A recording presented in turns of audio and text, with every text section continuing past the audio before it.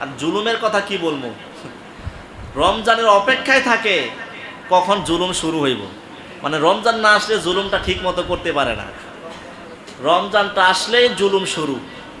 যেরকমভাবে মনে করেন রমজানের প্রথম 10 দিন কাঁচামালের ব্যবসায়ী, ফল ব্যবসায়ী, এই ধরনের ব্যবসায়ী এরা এক বছরের একটা সুযোগে থাকে, খালি রমজানে যাত্রা উঠুক, খালি রমজানের যাত্রা উঠুক। 40 টাকা হালি কলার ডজন 100 টাকা, 120 টাকা, হ্যাঁ 20 টাকা হালির লেবু 80 টাকা, 120 টাকা। আর জুলুম জুলুম জানার জন্য আর কোথায় চাইবেন আপনি? রমজানের প্রথম 10 দিন জুলুম করার জন্য 1 বছর অপেক্ষা করে কাঁচামাল ব্যবসায়ীরা, খাদ্যদ্রব্য ব্যবসায়ীরা। তারপরে যদি আপনার এই যে রহমতের 10 দিন দেন, আল্লাহ দিছে 10 দিন রহমতের জন্য, আর বান্দা এটাকে জুলুমের কাতারে নিয়ে গেছে। আল্লাহ পরবর্তী 10 দিন দিছে মাগফিরাতের জন্য। এই পরবর্তী 10 দিন মাগফিরাত কিভাবে জুলুম করে? আপনার রমজান আসছে, ঈদ আসছে, একটা কেনাকাটার ব্যাপার সেবার আছে,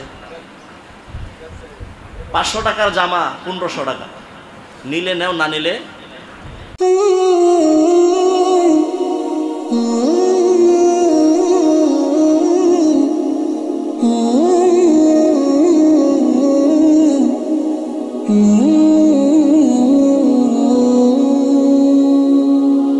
রব্বিল আলামিন ওয়াল আকিবাতু লিল মুত্তাকিন। الصلاة والسلام على من كان نبيا وآدم بين الماء والطين. فقد قال الله تعالى في كلامه المجيد وفرقانه الحميد. সকলে আমার সাথে সাথে পড়ুন আউযু বিল্লাহি মিনাশ শাইতানির রাজিম। বিসমিল্লাহির রাহমানির রহিম। ইয়া আইয়ুহাল্লাযীনা আমানু কুতিবা আলাইকুমুস সিয়ামু কামা কুতিবা আলাল্লাযীনা মিন ক্বাবলিকুম লাআল্লাকুম তাত্তাকুন। সাদাকাল্লাহুল আলিয়্যুল আযীম ওয়া সাদাকা রাসূলুহুন নাবিয়্যুল হাবিবুল কারীম। ওয়া নাহনু আলা যালিকা মিনাশ শাহিদিনা ওয়াশ শাকিরিন। রব্বানা রব্বানা রব্বানা রব্বানা তাকাব্বাল মিন্না ইন্নাকা আনতাস সামিউল আলিম। ফি শান হাবিবিহি সাল্লাল্লাহু আলাইহি ওয়াসাল্লাম। ইন্নাল্লাহা ওয়া মালাইকাতাহু ইউসাল্লুনা আলান নবী। ইয়া আইয়ুহাল্লাযীনা আমানু সাল্লু আলাইহি ওয়া সাল্লিমু তাসলিমা। আল্লাহুম্মা সাল্লি আলা সাইয়্যিদিনা মাওলানা মুহাম্মদ ওয়া আলা আলি সাইয়্যিদিনা মুহাম্মদ। আল্লাহুম্মা সাল্লি আলা سيدنا مولانا محمد وعلى آل سيدنا مولانا मुझे अपना शहीदा बनाओ मुहम्मद ओ बेमिसले सूरत हो बनाओ या मुहम्मद अल्लाहुम्मा सल्ले अला सय्यिदिना मौलाना मुहम्मद व अला आलि सय्यिदिना मौलाना আমার বাড়ি নবী অনেক দূরে আপনি কাঁদেন মদিনায় কেমনে যাব আপনার কাছে স্বপ্নে এসে বলেন না আল্লাহুম্মা সাল্লি আলা সাইয়্যিদিনা মাওলানা ওয়া আলা আলি সাইয়্যিদিনা মাওলানা আহমদ লা ইলাহা ইল্লাল্লাহু লা ইলাহা ইল্লাল্লাহু লা ইলাহা ইল্লাল্লাহ আমরা মদিনার রাস্তা চিনি না হায়রে কোন পথে হব রওয়ানা আমরা মদিনার রাস্তা চিনি না বাইজান কোন পথে হব রওয়ানা আমার মুর্শিদ জানে ঠিকানা দয়াল মুর্শিদ জানে ঠিকানা আমরা যাব সোনার মদিনা লা ইলাহা ইল্লাল্লাহু লা ইলাহা ইল্লাল্লাহু লা ইলাহা লা ইলাহা ইল্লাল্লাহু মুহাম্মাদুর রাসূলুল্লাহ সকলে পড়ি সাল্লাল্লাহু তাআলা আলা মুহাম্মদ সাল্লাল্লাহু তাআলা আলাইহি ওয়াসাল্লাম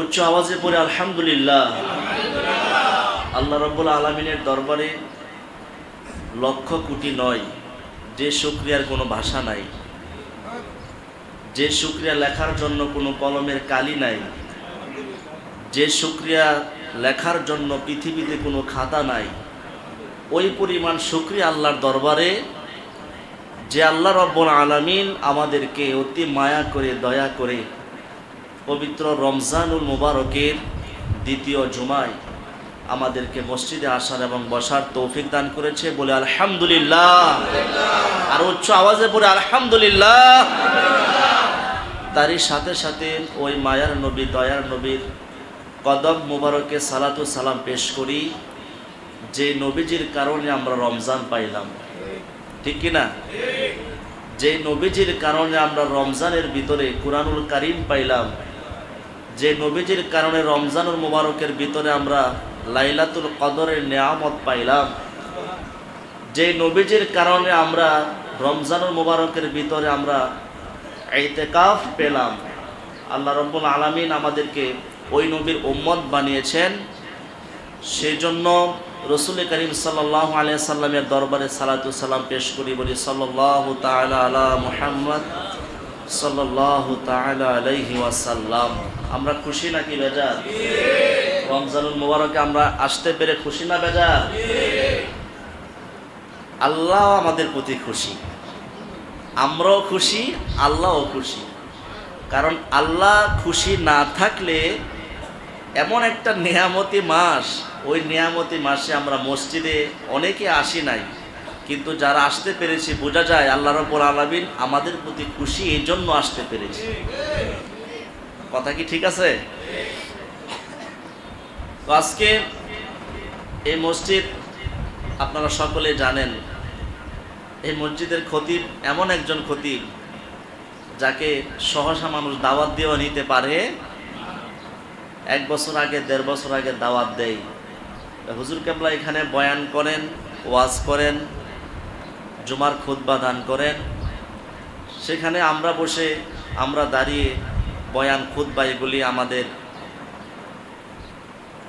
হুজুর কেবলার সাথে যায় না। এজন্য যদিও ভাগ্যের কারণে এখানে দাঁড়ানো হয়, দাঁড়াতে হয়, এটা নসিবের ব্যাপার, ঠিক কিনা বলেন? নসিব না হলে হয় না।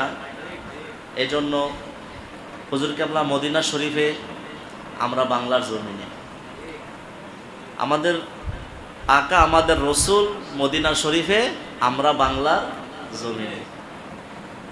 আমরা বাংলার জমিনে এখানে থাকলেও আজকে আমরা খুশি, কারণ আমাদের প্রতিনিধি রসুলের দরবার মোবারকে আছে। আমাদের কাছ থেকে বিরাট একটা কাফেলা রসুলের দরবারে সালাতু সালাম দিচ্ছে, এই জন্যই আমরা খুশি। আর রমজানুল মুবারকে আসলে এখানে আজকে ওয়াজ তেমন কিছু না, আমি কিছু জরুরি কথা বলে আজকের জুমার খুতবা শেষ করব। আল্লাহ রাব্বুল আলামিন যেন আমাদেরকে তৌফিক দান করে, সকলে বলে আমিন। আল্লাহ রসুল সাল্লাল্লাহু আলাইহি ওয়াসাল্লাম বলেছেন, যখন রমজান মাসে চাঁদ উদিত হয়, চাঁদ উদিত হওয়ার সাথে সাথে আল্লাহ রাব্বুল আলামিনের রহমতের যত দরজা আছে, ফুতিহাতি আবওয়াবির রহমা, আল্লাহ রাব্বুল আলামিনের রহমতের যত দরজা আছে, প্রত্যেকটা দরজা বান্দার জন্য খুলে দেয়, বলে সুবহানাল্লাহ। এখন বলুন তো, রহমতের দরজা খুলছে তো আমাদের জন্যই নাকি? আমাদের উপর তাহলে আল্লাহর রহমত বর্ষিত হয় কি না? এটা আমাদের বিশ্বাস রাখতে হবে। আল্লাহ রাব্বুল আলামিনের রহমত আমাদের উপর বর্ষণ হওয়ার পরেও আমরা কি পাপের কাজ ছাড়তে পেরেছি? বলুন তো, পাপের কাজ ছাড়তে পেরেছি? ছাড়তে পারি নাই। আমরা চুরি ছাড়তে পারি নাই, ডাকাতি ছাড়তে পারি নাই, সন্ত্রাসী ছাড়তে পারি নাই, মিথ্যা কথা ছাড়তে পারি নাই, গীবত চুগলখুরি ছাড়তে পারি নাই, মিথ্যা কথা ছাড়তে পারি নাই, সিন্ডিকেট বন্ধ করতে পারি নাই, ওজনে কম দেওয়া বন্ধ করতে পারি নাই। কোনো কিছুই আমাদের দ্বারা সম্ভব হয় না। তা আল্লাহ যে বলল আল্লাহর রহমতের দরজা আমাদের জন্য খুলে দিয়েছেন, তাহলে আমার উপর রহমত বর্ষণ হচ্ছে, কিন্তু আমার কোনো কিছুই বন্ধ হচ্ছে না, এটার কারণ আছে না? কারণ আছে না? ফুকাহায়ে কেরাম কিতাবের মধ্যে লিখেছেন, বান্দা যখন রোজা রাখে আল্লাহর রহমত বর্ষিত হয় বান্দার উপরে, কিন্তু এই রোজার মধ্যে অনেক রকমের প্রকার আছে, ঠিক কিনা বলুন? আমরা 11টা মাস আমরা এমন একজনের তাবেদারি করেছি, এমন একজনের অনুসরণ করেছি, অনুকরণ করেছি, ওই একটা মাস আল্লাহর রহমত আমাদের উপর নাজিল হচ্ছে, তারপরও আমরা ওকে ভুলতে পারছি না, ওর আচরণ, ওর অনুসরণ আমরা ভুলতে পারছি না। ওই ব্যক্তিটার নাম হলো ইবলিস। নাম কি? ইবলিস। আমাদের কান ধরে ইবলিস আমাদেরকে এমন ঘুরাইছে যে 11টা মাস আমাদেরকে এমনভাবে ঘুরাইছে, শয়তান যখন ঘুরানো বন্ধ করে দিয়েছে, তারপর আমাদের ঘুরানো শেষ হয় না।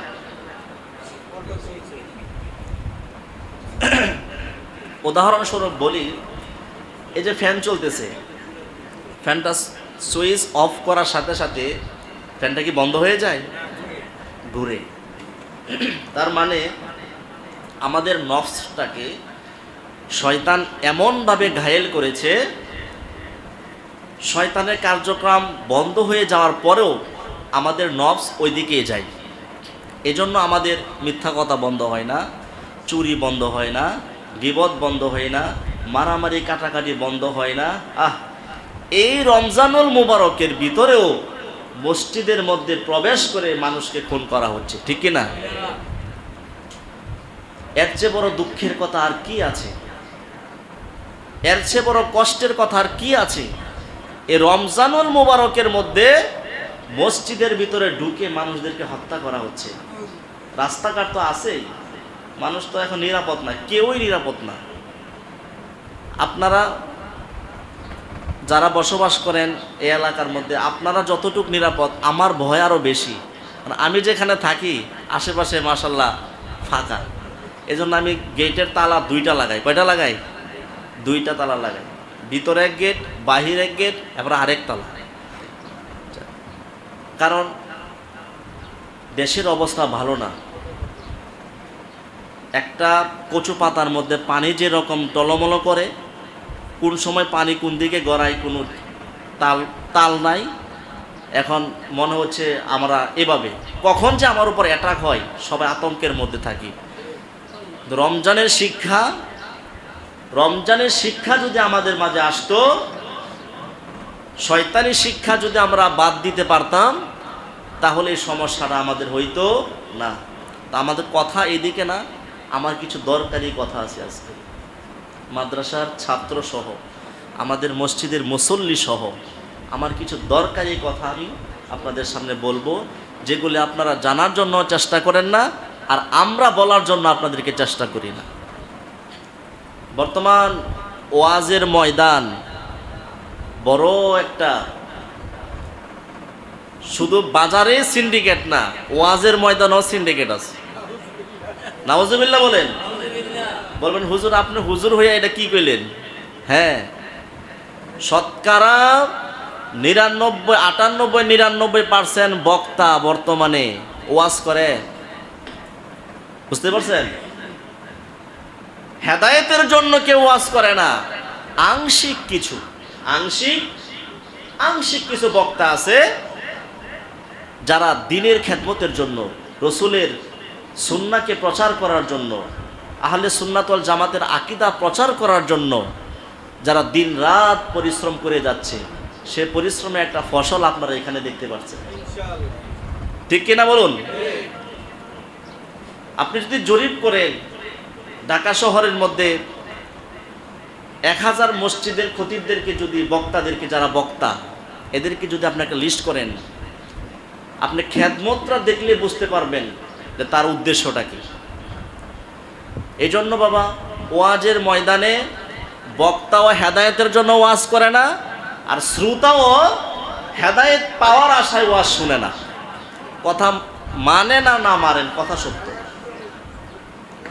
বক্তা ওয়াজ করে তার হেডম দেখানোর জন্য, তার কণ্ঠের তাকাব্বুরি করার জন্য, আর তার পকেট ভারী করার জন্য, ভাইরাল হওয়ার জন্য।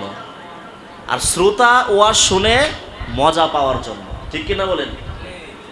মজা না পেলে শ্রোতায় ওয়াজ শুনে না। ঠিক, আমি যে কথা বলতেছি, আমি যদি কথা না বইলা আমি এখন ওয়াজ করতাম সুর দিয়ে, আপনারা মজা বেশি পাইতেন, ঠিক কিনা বলেন? এই মজাটাই শ্রোতারা চায়, হেদায়েতের নিয়তে ওয়াজ শুনে না। এজন্য আর মাহফিল কমিটি ওয়াজ করা নাম দামের জন্য, যে আমাদের মাহফিলে এবার এত হাজার লোক হয়েছে। হ্যাঁ, হয়েছে একটা খেলা। এত কিছুর ভিড়ে কিছু লোক আছে না, যারা সত্যের বাণী মানুষের কাছে পৌঁছে দেওয়ার জন্য, মানুষকে সঠিক হেদায়েতের বাণী পৌঁছে দেওয়ার জন্য, মানুষ যেন আল্লাহমুখী হয়, রসুলমুখী হয়, মানুষ যেন ইবাদত করে, ওই ধরনের মন মানসিকতা নিয়ে বক্তা কিছু আছে না। আল্লাহ রাব্বুল আলামিন যেন আমাদের হুজুর কেবলার সাথে, ওই ধরনের বক্তা যারা আছে তাদের সাথে যেন আল্লাহ রাব্বুল আলামিন আমাদেরকে কবুল করে, সকলে বলো আমিন। আমার ভাইরা, বন্ধুরা, বাবাজিরা, হুজুর কেবলা ইনশাআল্লাহ আগামী জুমায় এখানে খুতবা দিবেন, বলে আলহামদুলিল্লাহ। আল্লাহ রাব্বুল আলামিন আমাদেরকে, হুজুর কেবলাকে সুন্দরভাবে, সুস্থভাবে মদিনা শরীফ থেকে হাদিয়া নিয়ে এখানে আমাদের কাছে উপস্থিত হওয়ার তৌফিক দান করুক, বলি আমিন। আমার ভাইরা, বন্ধুরা, বাবাজিরা, আমি যে কথাটা আপনাদের কাছে বলতেছিলাম, কিছু দরকারি কথা আমি কিতাব থেকে আপনাদের কাছে উপস্থাপন করব। মজা না লাগলেও কথাগুলি শুনবেন, এতে করে আপনার আমার দুজনের ফায়দা হবে। হবে কি না? দুরূদ শরীফ আল্লাহুম্মা সাল্লি আলা সাইয়্যিদিনা মাওলানা মুহাম্মদ ওয়া আলা আলি সাইয়্যিদিনা মাওলানা। রোজাকে আমরা কিভাবে মূল্যায়ন করি? আমরা রোজাকে মূল্যায়ন করতে জানি না। আল্লাহ রাসূল সাল্লাল্লাহু আলাইহি সাল্লাম বলেছেন, যে ব্যক্তি রমজান মাসে রোজা রাখে এবং রাতের বেলা নামাজ আদায় করে, অর্থাৎ তারাবি নামাজ আদায় করে, ওই ব্যক্তিকে আল্লাহ রাব্বুল আলামিন 1 বছরের সমস্ত গুনাহ খাতা মাফ করে দেয়। মাঝখানে সমস্ত গুনাহ খাতা আল্লাহ রাব্বুল আলামিন মাফ করে দেয়। এই রোজার মাধ্যমে একটা বান্দার নফসকে আল্লাহ রাব্বুল আলামিন দুর্বল করে এবং রুহুকে এমনভাবে তাজা করে যে তাজার মাধ্যমে ওই বান্দা শুধু ইবাদতমুখী হয়ে যায়। সুবহানাল্লাহ। আল্লাহর বান্দার রূহ তাজা করে দেয়, নফসকে দুর্বল করে দেয়। কিন্তু রোজাটা কি রোজার মতো হতে হবে না? রোজাটা রোজার মতো হতে হবে। রোজা অনেক রকমের হয়। মনে করেন রোজাকে যদি আমি কয়েকটা ভাগ করি, জাহিরি ভাগ, বাতিনি ভাগ। রোজা আমার জাহিরি আমল কোনটা? আমি সারাদিন না খেয়ে থাকলাম, সারাদিন না খেয়ে থাকলাম, সুবে সাদিকের সময় সেহরি খাইলাম, ইফতার দ্বারা আমি রোজা ভঙ্গ করলাম। এটা হলো আমার জাহিরি, এটা হলো আমার জাহিরি রোজা। আমার বাতিনি রোজা আছে। বাতিনি রোজাটা কি? আমি যেহেতু নিয়ত করেছি রোজা রাখলাম, এই রোজার মাধ্যমে আমার আত্মাকে আমি শক্তিশালী করব। সুবহানাল্লাহ। আমার রূহকে আমি শক্তিশালী করব। কিভাবে? এই রোজা যেহেতু আমি রেখেই ফেলেছি, আমার দ্বারা মিথ্যা কথা বলা হারাম, চুগলখড়ি করা হারাম, অন্যের গীবত করা হারাম, মাপে ওজনে কম দেওয়া আমার জন্য হারাম, ঝগড়া ফাসাদ করা হারাম, চুরি ডাকাতি রাহাজানি করা হারাম। প্রত্যেকটা অপরাধ যখন আমি আমার নফস থেকে আমি সরাইতে পারবো, তখনই আমার রোজার সার্থকতা। সুবহানাল্লাহ। আর ওই রোজার মাধ্যমে আল্লাহ রাব্বুল আলামিন রূহকে তাজা করেন, নফসকে দুর্বল করেন। আর যার রূহ তাজা তিনি আল্লাহর ওলি হয়, আর যার নফস তাজা সেই দুনিয়াতে ফাসাদ সৃষ্টি করে। ঠিক কিনা বলেন? তারপরে আসেন, এটা গেল আমার জাহিরি এবং বাতিনি রোজা। আমাদের শরীরের অঙ্গ প্রত্যঙ্গ, আমাদের শরীরের অঙ্গ প্রত্যঙ্গগুলি আমাদের নফসের মাধ্যমে শয়তানি ওয়াসওয়াসায় বিতাড়িত হয়ে আমরা আমাদের অঙ্গ প্রত্যঙ্গ দিয়ে আমরা গুনাহ করি। রোজা থেকে হাতের দ্বারা কোনো গুনাহ না করা, এটা হলো হাতের রোজা। সুবহানাল্লাহ। রোজা থেকে আমার এই জবান দিয়ে কোনো অশ্লীল কথাবার্তা না বলা, এটা হলো আমার জবানের রোজা। সুবহানাল্লাহ। এটা হলো আপনার আধ্যাত্মিক কথা, শরীয়তের কথা নয়। এটা হাতের রোজা, মুখের রোজা, এগুলো আধ্যাত্মিক কথা। আল্লাহর ওলিরা আমাদেরকে এগুলি শিখিয়েছেন। আমার পা দ্বারা হেঁটে গিয়ে কোনো অন্যায় কাজে শরীক হওয়া, এটা থেকে আমি বিরত থাকা, আমার পাকে আমি সংযম রাখা, এটা হলো আমার পায়ের রোজা। আমার চোখ দ্বারা কোনো অশ্লীল জিনিস না দেখা, এটা হলো আমার চোখের রোজা। আমাদের শরীরের প্রত্যেকটা অঙ্গ প্রত্যঙ্গের রোজা আছে। সেই প্রত্যেকটা অঙ্গ প্রত্যঙ্গের রোজা যদি আমি মেনে এবং সুন্দরভাবে আদায় করতে পারি, আমার নফসটাকে যদি আমি কন্ট্রোল করতে পারি, তাহলে আমার রোজার সার্থকতা। সুবহানাল্লাহ। ওই সমস্ত রোজাদারের জন্য আল্লাহ রাব্বুল আলামিন সুসংবাদ দিয়েছেন। আল্লাহ রাসূল সাল্লাল্লাহু আলাইহি সাল্লাম বলেছেন, এক প্রকারের রোজাদার আছে যাদের রোজা এতটুকুই সীমাবদ্ধ, সারাদিন সে না খেয়ে থেকেছে এবং কোনো নারীর সঙ্গে সেই নারীর সাথে সে সংমিশ্রণ হয় নাই। এই দুইটার মধ্যে তার রোজা সীমাবদ্ধ থাকে। তার মানে বোঝা গেল কি, তার রোজা আল্লাহর কাছে পৌঁছে না। আরেক প্রকারের রোজাদার আছে যারা সারাদিন রোজা রাখলো, রাতের বেলা তারাবি পড়লো, ওই তারাবি পড়লো যে কষ্টটা হইল না ঘুমায়া, এতটুকুর মধ্যেই তার রাত্রের আবাদতটা সীমাবদ্ধ থাকে। তার মানে কি, তারাবি নামাজের ভিতরে আবাদতের ভিতরেও কি আমাদের লোক দেখানো আছে। আমি নিরহংকারভাবে আল্লাহ রাব্বুল আলামিনের দরবারে যখন রাতের বেলা নামাজ পড়বো না ঘুমিয়ে সারাদিন রোজা রেখে, তখন ওই নামাজটা আল্লাহর দরবারে কবুল হবে। ঠিক কিনা বলুন? আল্লাহ রাব্বুল আলামিন আমাদেরকে যেরকম চাই, যেরকম রোজা বান্দা রাখুক, ওই রকম যেরকম আল্লাহ চাই, যেভাবে চলুক আল্লাহ যেরকম চাই, আবার ওই রকম যেই বান্দারা চায়, যেই বান্দারা ওই আমলটুক করে, তাদের সাথে আমাদেরকে কবুল করুক বলে আমিন।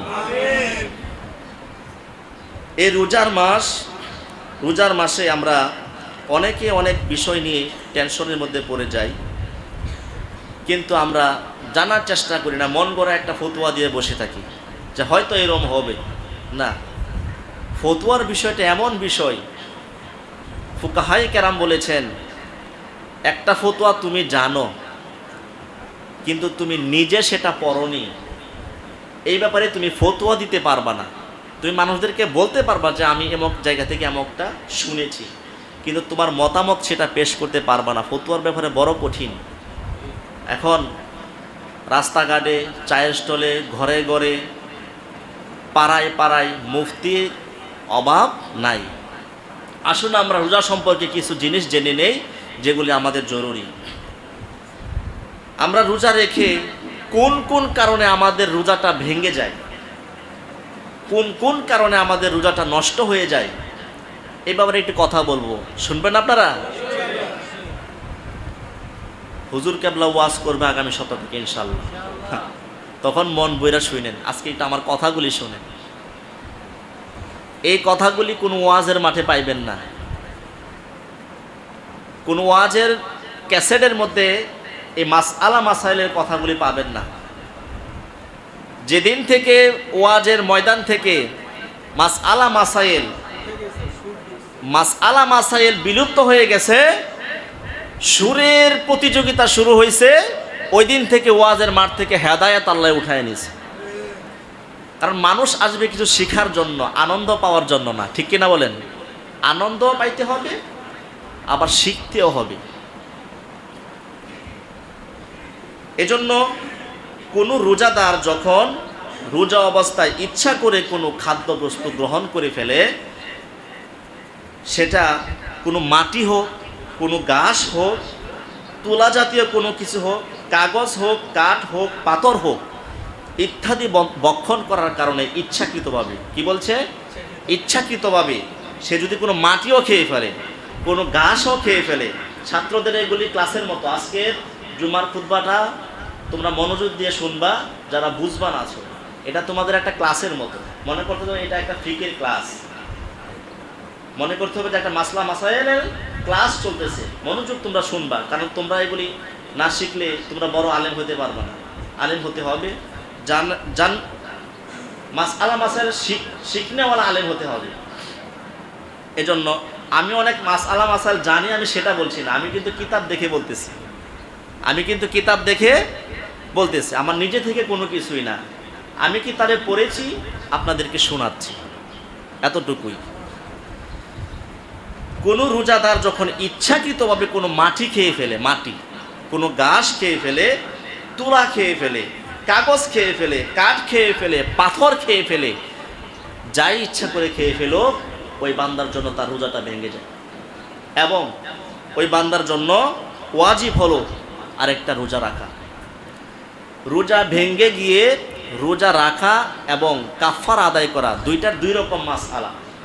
এক প্রকারের রোজা ভেঙে গেলে এটা শুধু একটা রোজাই রাখতে হয়, আরেক প্রকারের রোজা ভেঙে গেলে এটার মানে কাজা এবং কাফারা দুটোটাই রাখতে হয়। আমি শুধু এখন মাসআলাটা বলতেছি, যে রোজা ভেঙে গেলে শুধু একটা রোজা রাখতে হয়, মনে থাকবো, একটা রোজা রাখতে হয়।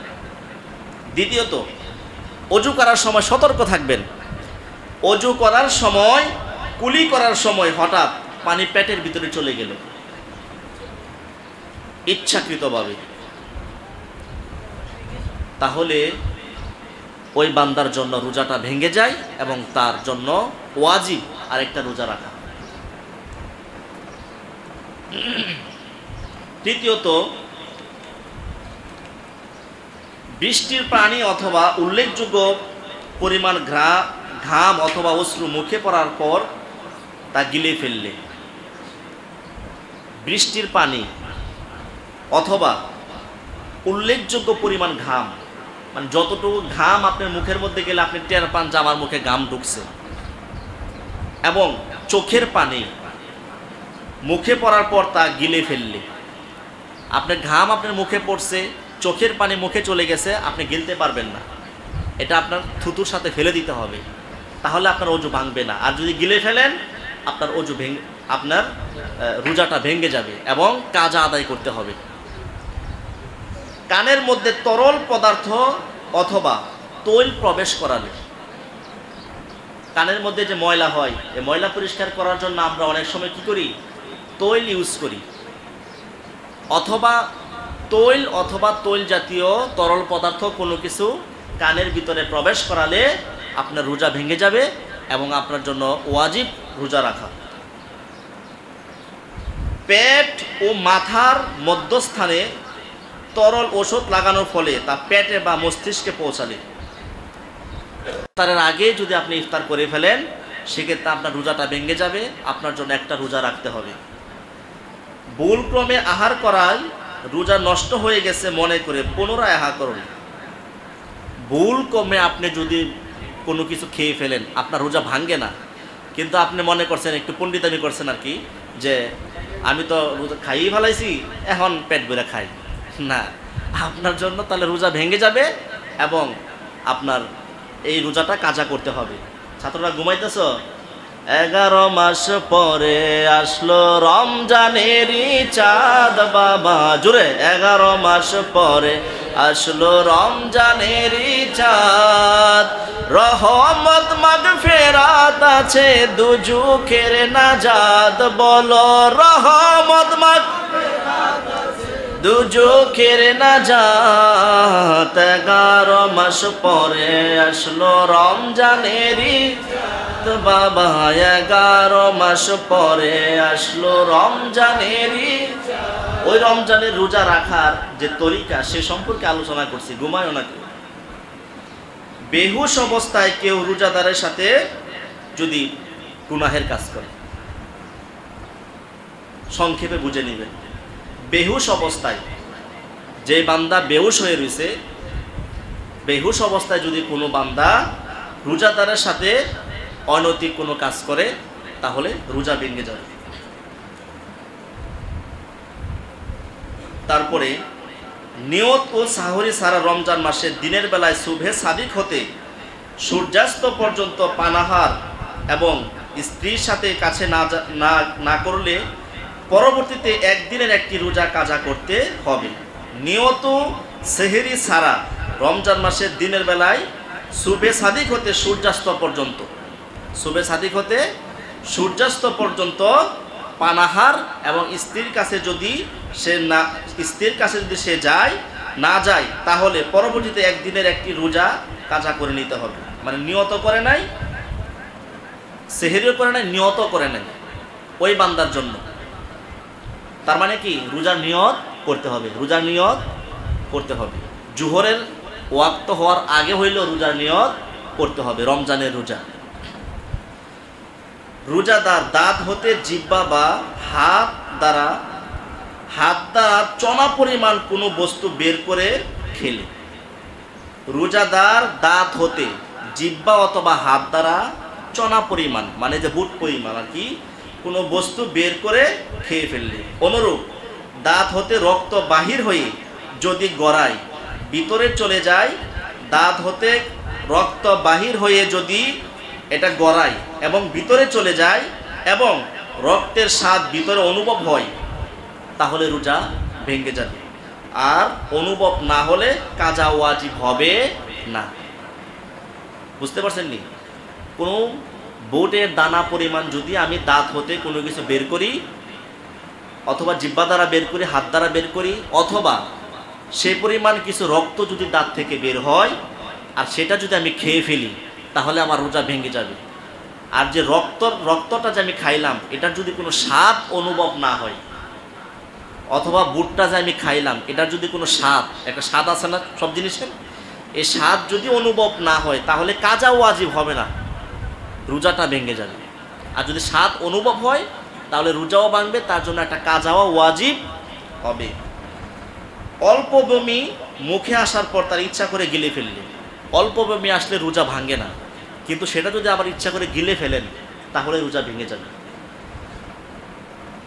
নাকের তৈল ওষুধ প্রবেশ করালে ও ইচ্ছা করলে নস টানলে, নাকের তৈল ওষুধ প্রবেশ করালে ও ইচ্ছা করলে নস টানলে, নাকে তো আমি ওষুধ তেল প্রবেশ করেছি বা ইচ্ছা করে এটার একটা গ্রান আছে না, এটা টাইনা টাইনা ভিতরে নিলাম, এই কারণে রোজা ভেঙে যায়, কাজা ওয়াজিব হয়। রমজান মাস চলাকালে সকালে রোজার নিয়ত না করে দ্বিপ্রহরের পর রোজার নিয়ত করলে, পানাহার করলে, নিয়ত করে পানাহার করলে, মানে রমজান মাসের রোজার ব্যাপারে নিয়তের ফাইসালা হলো জোহরের নামাজের আগে আমার নিয়ত করতে হবে। আমি যদি জোহরের নামাজের পরে নিয়ত করি এবং পানাহার করি তাহলে আমার রোজাটাই ভেঙে যাবে। সুস্থ অবস্থায় নিয়ত সহকারে রোজা শুরু করার পর পাগল হয়ে গেলে, কোনো বান্দার যদি জ্ঞান শক্তি লোপ পায় তাহলে তার রোজাটা ভেঙে যাবে এবং এই রোজাটা তার রাখতে হবে পরে। হুক্কা, তামাক, সিগারেট পান করার দরুন রোজা ভঙ্গ হয়ে যায় এবং কাজা অপরিহার্য হয়। যারা নাকি কঠিন সিগারেট খায়, বিড়িখুর, তাদের অনেক ফতোয়া, বিড়ি খালে নাকি রোজা ভাঙ্গে না, কারণ বিড়ি নাকি কোনো খাবার না, এটা দোয়া। হ্যাঁ, এই ফতোয়া কি কাজ হইব? এই ফতোয়াটা, এই কিতাবটা লিখছে জামিয়া আহমদিয়া সুন্নিয়া আলিয়া মাদ্রাসা থেকে। আপনার জামিয়া আহমদিয়া যে সুন্নিয়া ট্রাস্ট আছে ওই ট্রাস্টের থেকে এটা প্রকাশ করা হয়েছে এবং জামিয়া আহমদিয়া সহ কাদরিয়া তৈবিয়ার উল্লেখযোগ্য, বাংলাদেশের মধ্যে উল্লেখযোগ্য কয়জন যেন 10 জন না 11 জন আলেম মিলে এই ফতোয়ার কিতাবটা লিখেছেন। হ্যাঁ, আচ্ছা যাই হোক, তো যাদের উপরে বাংলাদেশের অন্য কোনো সুন্নি আলেমের কলম ধরার ক্ষমতা রাখে না, তারপরেও প্রিন্টিংয়ে ভুল হতে পারে, তবে ফতোয়া ঠিক আছে। এই ফতোয়াটা, এই যে হুক্কা, তামাক, সিগারেট পান করার দরুন রোজা ভঙ্গ হয়ে যায় এবং কাজাও করতে হবে, এই ফতোয়াটা শুধু আমাদের আলেমগণ না, এই ফতোয়াটা ফতোয়া আলমগীরের মধ্যে আছে, রদ্দুল মুখতারের মধ্যে আছে, বাহারের শরীয়তের মধ্যে আছে। মোটামুটি প্রায় অর্ধ হাজার, 500-র কাছাকাছি আলেমদের ফতোয়া এটা, তাও জবরদস্তি আলেমদের ফতোয়া। টুটকা ফুটকা ফতোয়ায় বিড়ি খাইলে আপনার রোজা ভেঙে যাবে, এই ফতোয়ায় আপনার রোজা রক্ষা করতে পারবে না। রোজা সহকারে রোজা, নিয়ত সহকারে রোজা শুরু করার পর রোজা অবস্থায় মহিলাদের যদি অসুস্থতা শুরু হয় তাহলে তার রোজাটা ভেঙে যাবে এবং এই রোজাটা কাজা আদায় করতে হবে। আসুন আমরা এখন যা শিখলাম, এখন যা শুনলাম, এই কারণগুলির কারণে আমার রোজা ভেঙে যায় এবং আমার রোজাটা কাজা আদায় করতে হয়। এখন আসুন রোজা অবস্থায় কি কি জায়েজ কাজগুলি আছে, যে কাজগুলি করলে রোজা ভাঙে না সেগুলি একটু জানি। রোজা অবস্থায় মিসওয়াক করা, ব্রাশ করা না, কি করা? মিসওয়াক করা সুন্নত, ব্রাশ করা না। ব্রাশের, আপনি যে ব্রাশ করেন, যে আপনি পেস্টটা ইউজ করেন, এটার একটা গ্রান আছে এবং এটার একটা স্বাদ আছে। হ্যাঁ, এই কারণে এটা না, যেটা মেসওয়াক, ঢাল দিয়ে, গাছের ঢাল দিয়ে মেসওয়াক করা। দাড়ি, গোঁফ ও চুলে তেল দেওয়া, দাড়ি, গোঁফ এবং চুলে তেল দেওয়া, এর দ্বারা রোজার কোনো ক্ষতি হয় না। গোলাপ, মুস্ক ও আতরের ঘ্রাণ নেওয়া, গোলাপ আছে না, একটা জিনিস বস্তু, গোলাপ, গোলাপের গ্রান নেওয়া, মুশকের গ্রান নেওয়া এবং আতরের গ্রান নেওয়া, এগুলির কারণে রোজা নষ্ট হয় না। আতর ও সুরমা ব্যবহারের মাধ্যমে রোজা নষ্ট হয় না। অজু গোসলের সময় স্বাভাবিকভাবে কুলি করা এবং নাকে পানি দেওয়া। অজু গোসলের সময় রোজা অবস্থায় নাকে এবং মুখে পানি দিতে হবে স্বাভাবিক অবস্থায়, আগের মতো গড়গড়া করা যাবে না। অজু গোসলের ছাড়াও ঠান্ডার জন্য নাকে মুখে ও শরীরে পানি দ্বারা জায়েজ। প্রচণ্ড গরমে অথবা শরীরের অস্বস্তির কারণে ঠান্ডা পানি দ্বারা শরীরে এমনিতে অজু গোসল ছাড়াও এমনি শরীর ভিজানো এটা জায়েজ আছে, এজন্য রোজা ভাঙ্গে না। হ্যাঁ, শরীরে পানি দ্বারা জায়েজ, বরং মিসওয়াক করা, আতর ও সুরমার ব্যবহার যেভাবে রোজা ছাড়াও সুন্নত, তদ্রূপ রোজা অবস্থায় সুন্নত। মিসওয়াক করা, আতর দেওয়া, সুরমা লাগানো এগুলি রোজা ছাড়া যেভাবে সুন্নত, রোজা অবস্থায়ও সুন্নত। ফরজ গোসলে যেভাবে কুলি করা এবং নাকে পানি দেওয়া রোজা ছাড়া ফরজ, তেমনইভাবে রোজা অবস্থায় ফরজ, তবে রোজা অবস্থায় কুলি ও নাকে পানি দেওয়ার সময় অতিরিক্ত করবে না। কুলি করা এবং নাকে পানি দেওয়া ফরজ গোসলের জন্য রোজা ছাড়া যেমনভাবে ফরজ, রোজা অবস্থায় ফরজ, তবে রোজা অবস্থায় একটু হালকাভাবে করতে হয়, অতিরিক্ত করা যাবে না। রোজা অবস্থায় গড়গড়া করবে না, তবে রোজা অবস্থায় কি গড়গড়াটা, মাথা উঁচু করে গড়গড়াটা করা যাবে না। কুলি করতে হবে কিন্তু গড়গড়াটা করা যাবে না, যেহেতু এতে কণ্ঠনালীর ভেতরে পানি প্রবেশ করার একটা আশঙ্কা থাকে। এখন আসেন, যে কাজগুলি করলে আমাদের রোজার ক্ষতি হয়, রোজা ভাঙ্গে না কিন্তু রোজার ক্ষতি হয় এবং বান্দার আমলনামায় গুনাহ হয়। একটা জিনিস মনে রাখবেন, রোজা অবস্থায় এই রমজান মাসে আল্লাহ রাব্বুল আলামিন বান্দার সওয়াব 10 গুণ থেকে 700 গুণ পর্যন্ত বর্ধিত করে দেয়। আস্তে বললেন সুবহানাল্লাহ। একটা সওয়াব আল্লাহ রাব্বুল আলামিন 10 গুণ তো দেয়, এটার সওয়াব 700 গুণ পর্যন্ত বাড়ায় দেয়। এখন আসেন একটা জিনিস, ভালো কাজের সওয়াব আল্লাহ 10 গুণ থেকে 700 গুণ পর্যন্ত বাড়ায় দেয়, আর খারাপেরটা আল্লাহ যদি গুনাহটা 700 গুণ পর্যন্ত বাড়ায় দেয়, তাহলে উপায় কি? উপায় নাই। এজন্য রোজা অবস্থায় কি কি কাজ করলে আমাদের রোজা মাকরু হয়, আমাদের রোজার ভিতরে গুনাহ হয়, রোজা পরিপূর্ণ হয় না, সেগুলি দুই একটা আমি শুনি। 1 নম্বরে গীবত করা। গীবত মানে আমার অনুপস্থিতিতে আমার অন্য ভাইয়ের কোনো দোষ মানুষের কাছে প্রকাশ করা। বুঝতে পারছেন? একজন ব্যক্তি অনুপস্থিত, ওই অনুপস্থিত ব্যক্তির আপনার কোনো দোষ গুণ আমি যদি অন্য কারো কাছে প্রকাশ করে দেই, সেটাকে বলা হয় গীবত। আল্লাহ রাব্বুল আলামিন বলেছেন, তোমরা যদি বান্দার দোষ গুণ গোপন রাখো, কিয়ামতের ময়দানে তোমার দোষ গুণ আমি গোপন রাখবো। মানে আমার গুনাহগুলি আল্লাহ গোপন রাখবেন। এই জন্য গীবত ছাড়া দরকার আছে না নাই? আছে। চুগলখুরি। চুগলখুরি মানে হলো প্যাঁচ লাগাই দেওয়া, আর কি জগা লাগাই দেওয়া। যেমন মনে করেন খাইরুল ভাইরে আমি একটা কথা বললাম, এরা শুনছে, আমাদের আরেক ভাই শুনছে, নাম নিলে আবার কষ্ট পাইতে পারে, এই জন্য মনে করেন আরেকজন শুনছে যে খাইরুল ভাইরে আমি একটা মন্দ কথা বলছি, খাইরুল ভাই যাই হুজুর আপনার এই কথাটা কইল, দিলেন একটা খুসা মাইরা। এই যে এক জায়গার টানে আরেক জায়গায় লাগানো, এক জায়গার দোষ নিয়ে আরেক জায়গায় লাগানো, একজনের দোষ আরেকজনের কাছে প্রকাশ করে ঝগড়া লাগায় দেওয়া, ফাসাদ সৃষ্টি করা, এটাকে বলা হয় চুগলখুরি। একে কি বলা হয়? চুগলখুরি। এই চুগলখুরি হারাম। গালিগালাজ করা, বেহুদা কথাবার্তা বলা, বেহুদা কথাবার্তা বলা, কারো অন্তরে কষ্ট দেওয়া। দেখেন, রোজা অবস্থায় কারো অন্তরে কষ্ট দেওয়া জায়েজ নাই। মানে আমি এমন কথা বললাম, আমার কথার দ্বারা আমার আরেক ভাই কষ্ট পাইল, এটাও জায়েজ নাই। আল্লাহর বান্দাদের উপর জুলুম করা, আর জুলুমের কথা কি বলবো, রমজানের অপেক্ষায় থাকে কখন জুলুম শুরু হইব। মানে রমজান না আসলে জুলুমটা ঠিক মতো করতে পারে না। রমজানটা আসলেই জুলুম শুরু।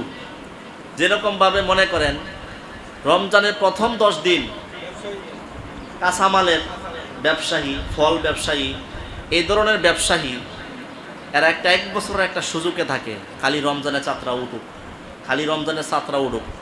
40 টাকা হালি কলার ডজন 100 টাকা, 120 টাকা, হ্যাঁ, 20 টাকা হালির লেবু 80 টাকা, 120 টাকা।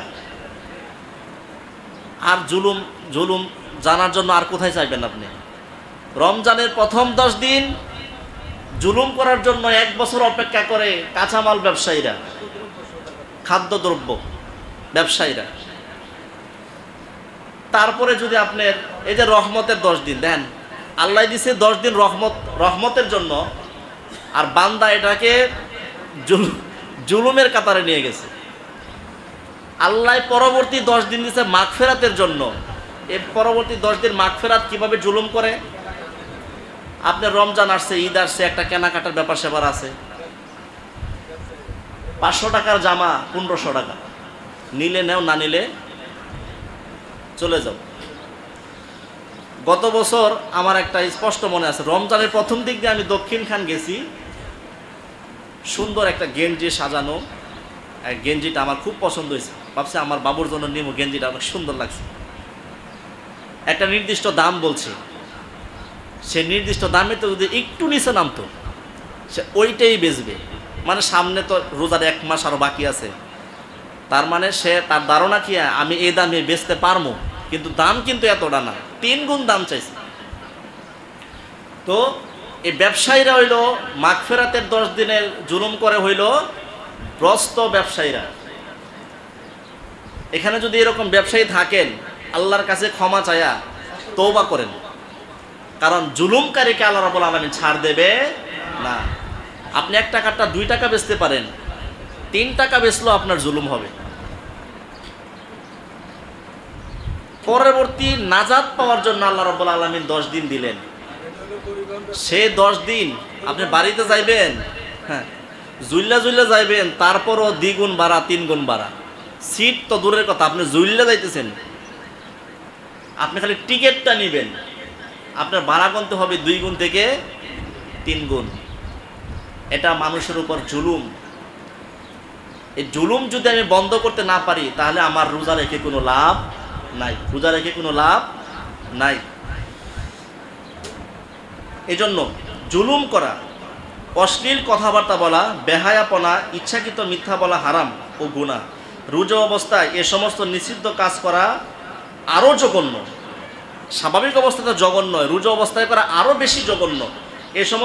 এ সমস্ত কারণে রোজা মাকরু হয়ে যায়। তবে রোজা ভাঙ্গে না, কাজাও হয় না, তবে রোজাটা মাকরু হয়ে যায়।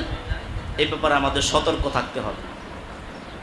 দ্বিতীয়ত আরেকটা জিনিস, অধিক রূপচর্চার জন্য, রূপচর্চা আসেনি, হ্যাঁ, দেখ আমি আর কিছু বললাম না, সুরমা ব্যবহার করা, দাড়ি, আমি পুরুষেরটি বলতেছি, সুরমা ব্যবহার করা, দাড়ি ও মুষ্টি পরিমাণ থাকা সত্ত্বেও আরও লম্বা করার জন্য দাড়িতে তোল ব্যবহার করা রোজাদারের জন্য মাকরু।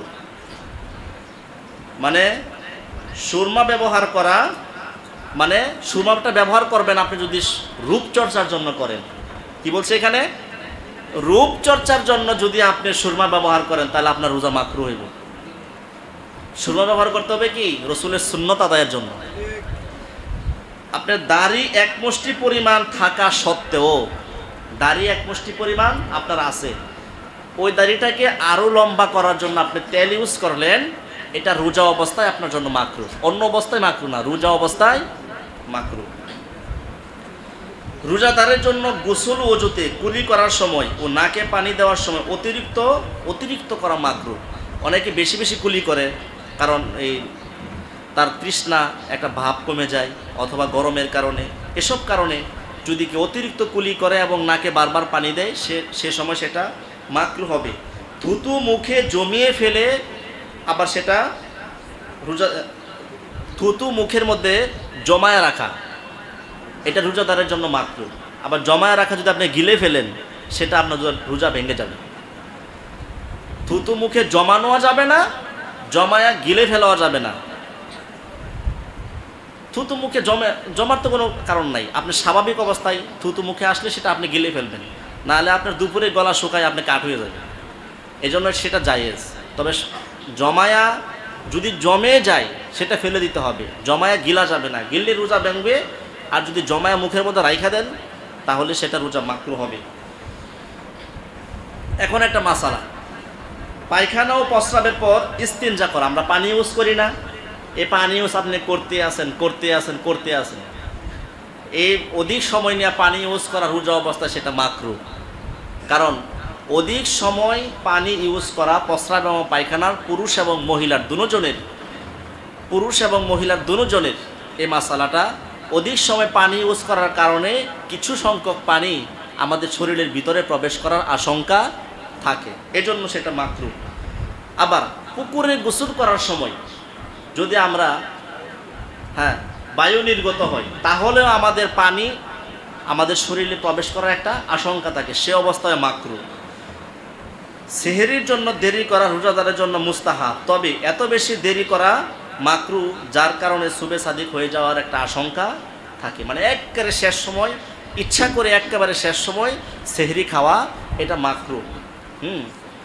এই জন্য সেটা কি মাকরুহ। কারণ হইল আপনার আমি ইচ্ছা করে যখন আমি এই কাজটা করবো আমার রোজাটা ভেঙে যেতে পারে, সময়টা শেষ হয়ে যেতে পারে, এই জন্য এই কাজটা আমাদের জন্য করা মাকরুহ।